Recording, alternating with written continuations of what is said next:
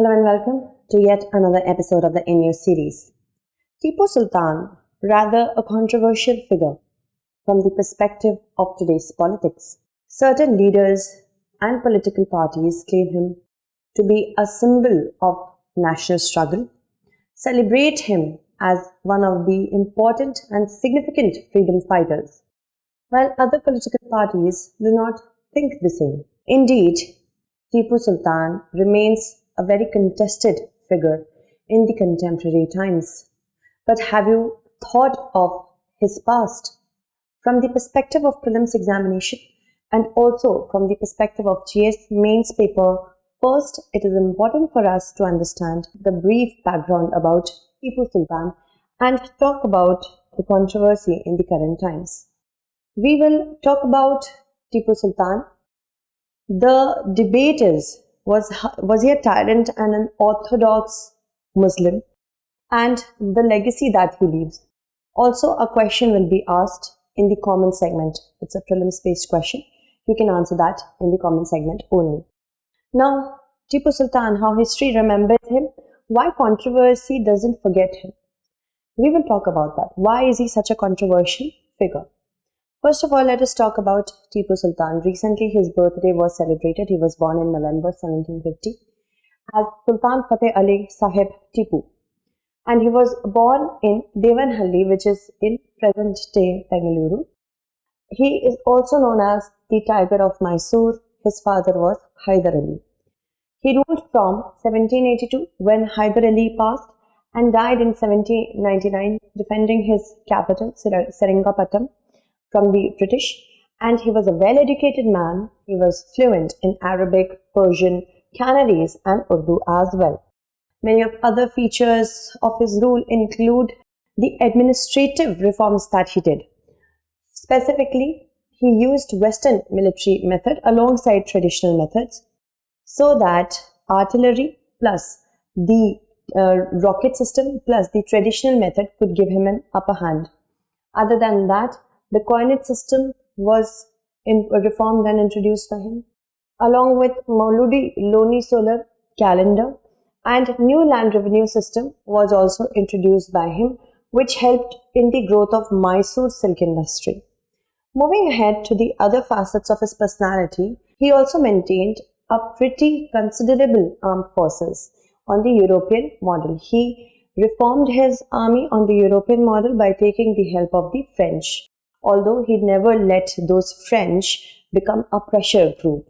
Also, he understood the importance of a naval force. He was overawed at the naval superiority of the European powers, specifically the British. So what did he want to do? He wanted to maintain the navy, his own navy, on similar lines. And for that, he created a board of admiralty as well.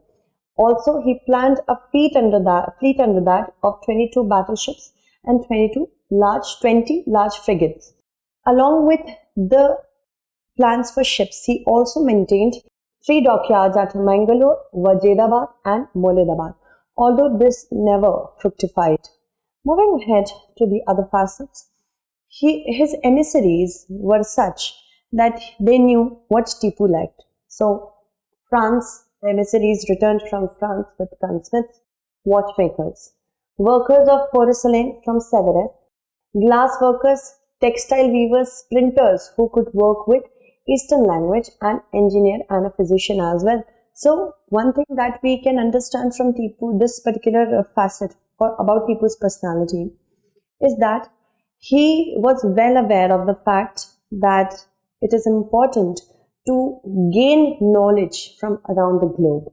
The best practices were used by Tipu in order to reform his kingdom. So he wasn't something who was blinded by just being born where he is born, the superiority of that.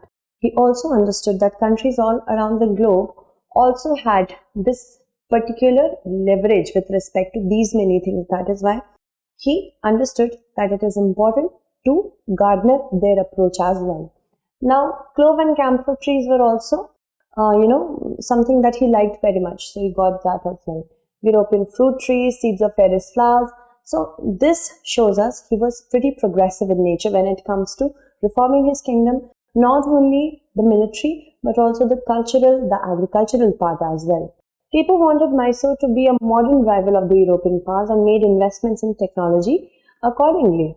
Now, talking of technology, he was a man of science and he was also known as the pioneer of rocket technology in India, specifically the iron-cased rockets. He also published a military manual which had the information with respect to rocket technology by the name of Fatul Mujahideen. Okay, he was a great diplomat, and because of why we are saying this, because he became a person who had a membership at the Jacobin Club in 1797, which he himself established with the help of the Frenchmen, and he called himself Citizen Tipu. Also, we understand by this particular point, he planted the tree of liberty by thinking about him as somebody who loved democracy, liberty, and 2 points are there, as he called himself Citizen Tipu, and because he planted the tree of liberty at Seringapatam. This shows us that he loved democracy as well. Now, let's move on and talk about the important wars that he fought. Since 1767, Tipu commanded a corps of cavalry against the Marathas. He also fought wars against Marathas on several occasions between 1775 and 1779. And British, because of his superiority in many matters, specifically maintaining an army, the British saw both Hyder and Tipu as arrogant and dangerous enemies who had to be routed. So 4 wars were fought with Mysore, between Mysore and the British. First one was in 1767-69 when Hyder was alive. Then 1780 to 84, in 1782 Hyder Ali died. Then 1790 to 92, and then 1799 the last one, when subsidiary alliance was signed. Now the first 1767 to 1769 Treaty of Mysore was signed. Then comes 1780 to 84 Treaty of Mangalore was signed. After that 1792 Treaty of Seringapatam was signed.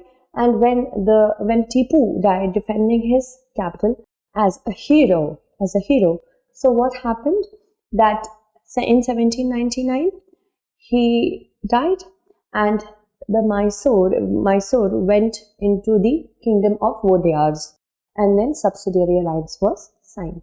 So this was all about Tipu Sultan. Now let's talk about was he a tyrant or not? Now, one thing that we have to understand, whatever we are going to read ahead from the perspective and prism of the time back then, we have to understand the circumstances that prevailed back then, because from the current scenario, whatever the kings did back then do not sit well with us, right? We are more civilized. There is another systemic, you can say, procedure of law that is there. So understand it from the perspective of the contemporary times, because Tipu was also a person of his contemporary time. So those who rebelled were dealt with an iron hand, and Tipu was not any stranger to that. Because we can understand this fact from the point that as a punishment, he used forced conversion and the transfer of people from their home territories to Mysore. Also, the forced removals occurred from both Kodagu and Malabar, where rebellion against Mysore was seen, specifically in Nayars and Christians. Tipu's militarism as well as his perceived attacks on Hindu rulers and subjects are the basis on which certain people call him a tyrant, alright, and an orthodox Muslim. He, in the book which is titled The Life of Tipu Sultan, the historian says that Tipu's actions are questionable by today's standards, no doubt. The motivations behind the forced conversion or displacement of people and coming on the rebellion with an iron hand, suppressing the rebellion with an iron hand, is not motivated by any religious zealotry. So the thing is that he was not motivated by religious standards, but of course by kingdom standards. He also patronized various temples and Hindu shrines such as Sri Ranganatha temple at Srirangapatna and Mutt in Sringeri. So we cannot, just by basing the two things as he came down on the rebellion with a heavy hand by forced conversion and also displacement of people, we cannot say that he was a tyrant, because of course if he was completely against Hinduism, he wouldn't get these two shrines done. Now the legacy, of course, his final act of valor when he died defending his capital and defiance, it has been glorified by many who see him as nationalist and anti-colonial icon, not only in India but around the world. He became a symbol of resistance against the British rule when national struggle for independence came into being. And his very famous quote is, "To live like a lion for a day is far better than to live for 100 years like a jackal." Okay, so I hope you understood the entire topic from the prism of a bureaucrat and not any partisan. That is all. Thank you so much for watching and stay updated.